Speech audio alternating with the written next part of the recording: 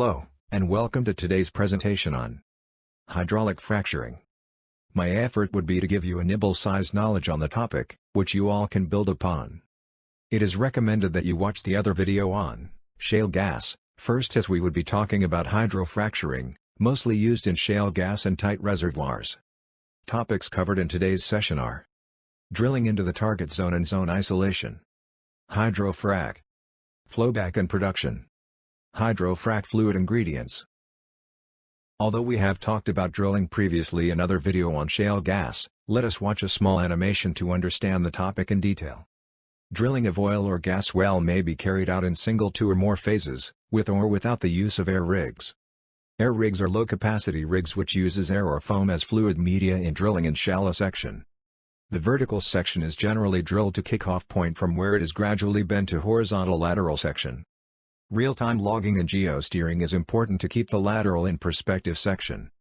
After drilling, it is particularly important to case the well, to keep potable groundwater section, coal section, and potential weak section isolated through casing and cementing. It is also a regulatory requirement.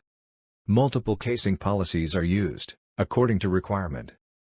Hydraulic fracturing is a well stimulation technique in which fluid is pumped down the well until the pressure surpasses the rock strength and causes the reservoir to crack. The frac fluid pumped down the well is loaded with proppant, ceramic beads or sand, that infiltrate the formation and help to prop the fractures open, which are at risk of closing once the pressure is released. The process consists of pumping a plug and perforating guns to a given depth. The plug is set, the zone perforated, and the tools removed from the well. A ball is pumped down to isolate the zones below the plug and the fracture stimulation treatment is pumped in. The ball-activated plug diverts fracture fluids through the perforations into the formation. After the stage is completed, the next plug and set of perforations are initiated, and the process is repeated moving further up the well. Fracture pressure is the pressure in the wellbore at which a formation will crack. The stress within a rock can be resolved into three principal stresses. A formation will fracture when the pressure in the borehole exceeds the least of the stresses within the rock structure. Normally, these fractures will propagate in a direction perpendicular to the least principal stress. After stimulation is complete, frac plug are drilled to start flowback. Initially, when well is put on production, it returns high amount of water, with considerable amount of proppant and sand from the wells. These need to be handled separately during flowback period to avoid over-designing of production facility. Gas produced during flowback period is also sent to the sales line.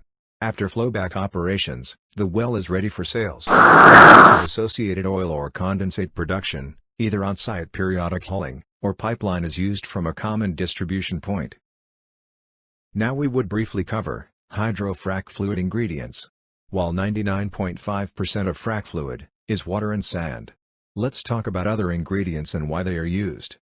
Acid, HCl, used prior to the actual commencement of fracturing to clean out the perforations, for preventing higher treating pressure, slightly more engine emission. Corrosion inhibitor, used in acid to prevent corrosion of pipe, for preventing sharply increase in the risk of pipe corrosion from acid, and well integrity compromised. Friction reducers, polyacrylamide, decreases pumping friction, for preventing significantly increase in surface pressure and frac pump engine emission.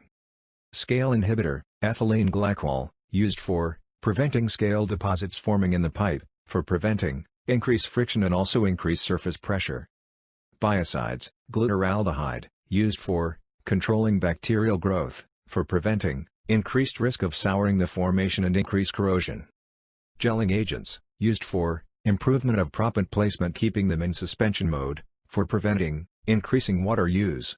Recovery of gas may decrease by 30 to 50%. Cross-linker, used for maintaining fluid viscosity as temperature increases. Clay stabilizer, choline chloride, used for preventing clays from swelling. Iron control, citric and acetic acids, used for preventing precipitation of metal oxides. With this we come to the end of today's session. Hopefully you all have learned something of interest. Well, if you like to learn more, subscribe to the channel, and I will try to bring in more topics in small videos. Until then, it's goodbye from Shivendra Pandey, your host. Be safe, and keep learning.